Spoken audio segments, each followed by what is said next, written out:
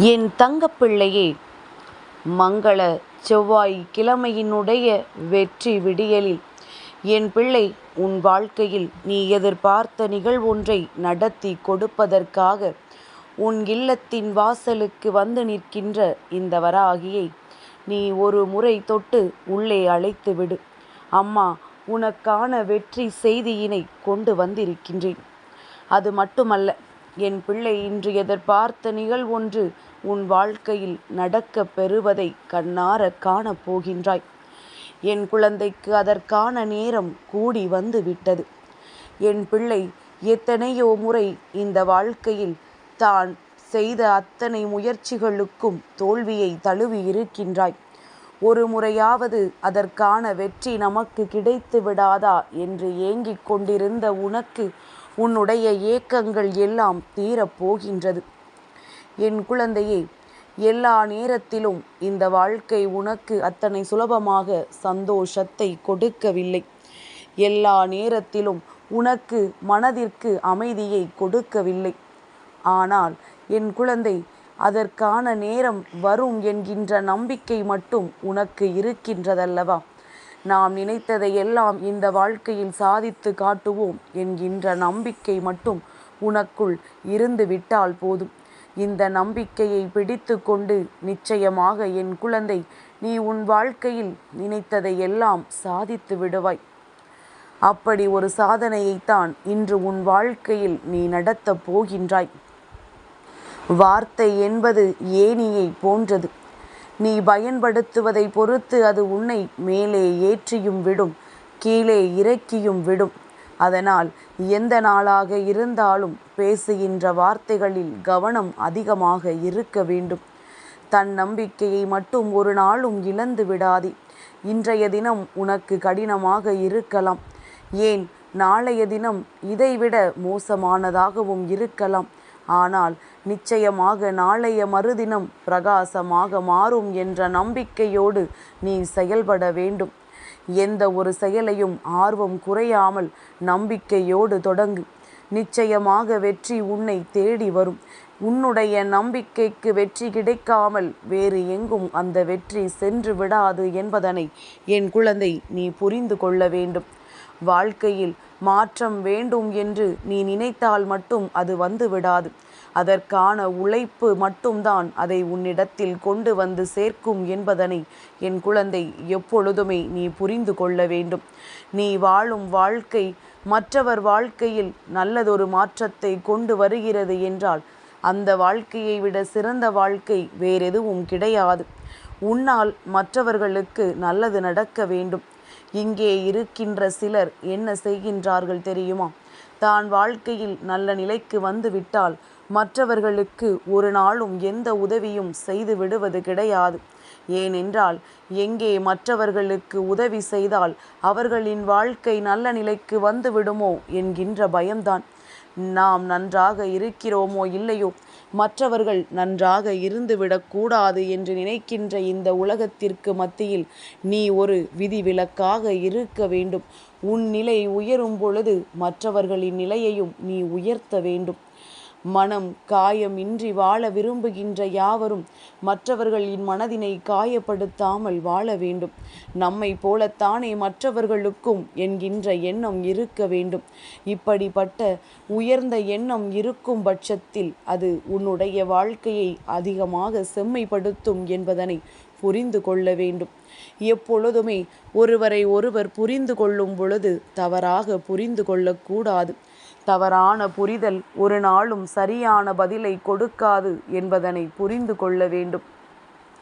என் பிள்ளையே, யாராக இருந்தாலும் சரி, ஒரு பெண்ணாக இருந்தாலும் ஒரு ஆணாக இருந்தாலும் சரி, எந்த ஒரு இடத்திலும் நீ ஒரு பெண்ணை அவமதிக்கிறாய் என்றால் அங்கே அவமானப்படுவது அந்த பெண்ணோ அந்த ஆணோ கிடையாது, அவர்களினுடைய வளர்ப்பை தான் என்பதனை நீ புரிந்து கொள்ள வேண்டும்.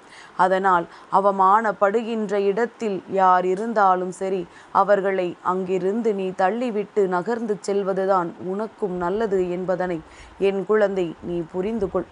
ஏனென்றால் நாம் அவர்களை காயப்படுத்தவில்லை, அவர்களை பெற்றவர்களை காயப்படுத்துகிறோம் என்பதனை புரிந்து கொண்டு ஒதுங்கிச் செல்வது நல்லது.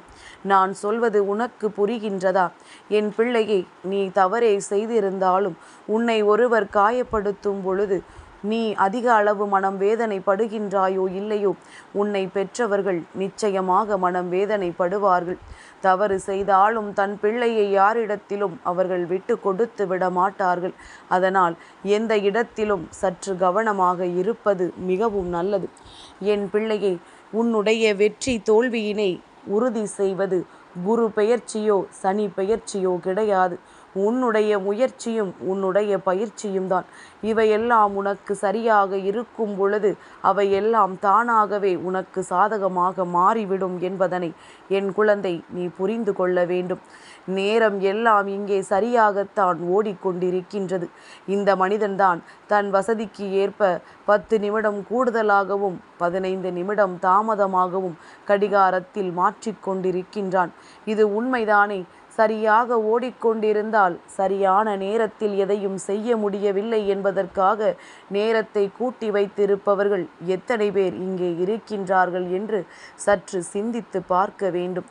என் பிள்ளையே, போட்டியும் பொறாமையும் பொய் சிரிப்பும் நிறைந்த இந்த உலகத்தில் உன்னுடைய பாதையில் நீ நேராக நடந்து செல்ல நிச்சயமாக உனக்கு துணை என்ற ஒன்று வேண்டும் என்று ஒரு நாளும் எதிர்பார்க்காதே. ஏனென்றால் எந்த இடத்திலும் அந்த துணையினுடைய பொய் சிரிப்பான முகம் வெளியே வர வாய்ப்பிருக்கின்றது.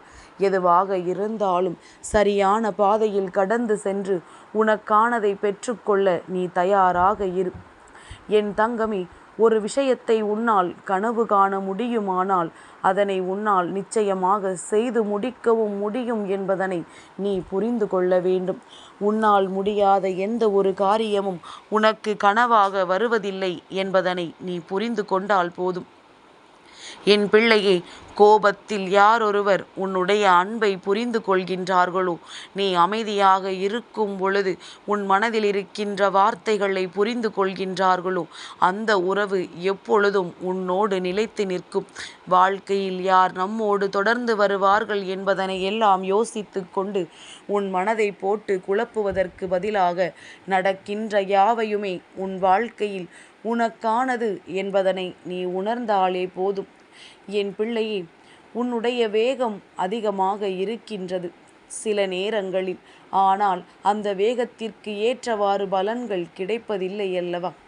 என் பிள்ளையே, உன்னுடைய வேகத்தை தக்க வைத்து கொள்ள ஒரே ஒரு வழிதான் இருக்கின்றது. பெரிய பெரிய இலக்குகளை நீ வைத்திருந்தால் நீ செல்கின்ற வேகம் உனக்கு சரியாக இருக்கும். அதனால் எப்பொழுதுமே இலக்குகளை பெரிதாகவை, உன்னுடைய லட்சியத்தை பெரிதாகவை. நீ சென்று கொண்டிருக்கின்ற பாதையில் அது உனக்கு கிடைத்து விட்டால் அது மிகப்பெரிய சந்தோஷம்தானே. அதற்கு முன்பாக எத்தனை வேண்டுமானாலும் நீ பெற்றுவிடலாம். என் பிள்ளையே, இந்த மாற்றம் ஒன்றுதான் வாழ்க்கையில் நிலையானதும் கூட. அந்த மாற்றங்களுக்கு ஏற்ப யார் ஒருவர் தன் வாழ்க்கையை மாற்றிக்கொண்டிருக்கின்றார்களோ அவர்கள் வாழ்க்கையின் வெற்றியை தீர்மானித்து விட்டார்கள் என்று அர்த்தமாகும். என் பிள்ளை, ஆசைப்படுவதையெல்லாம் அடைய நினைக்காமல் சிலவற்றை ரசிப்பதோடு நிறுத்தி கொள்வது உனக்கு நல்லது. கிடைக்காதென்று தெரிந்துவிட்ட பிறகும் நான் ஆசைப்பட்டேன், அடைய துடிக்கின்றேன் என்று சொல்வது முட்டாள்தனம் என்பதனை புரிந்து கொள்ள வேண்டும். மனம்தான் இந்த வாழ்க்கையினுடைய விளைநிலம். அதன் தன்மையை பொறுத்துதான் ஒருவரினுடைய வாழ்க்கை அமைகின்றது.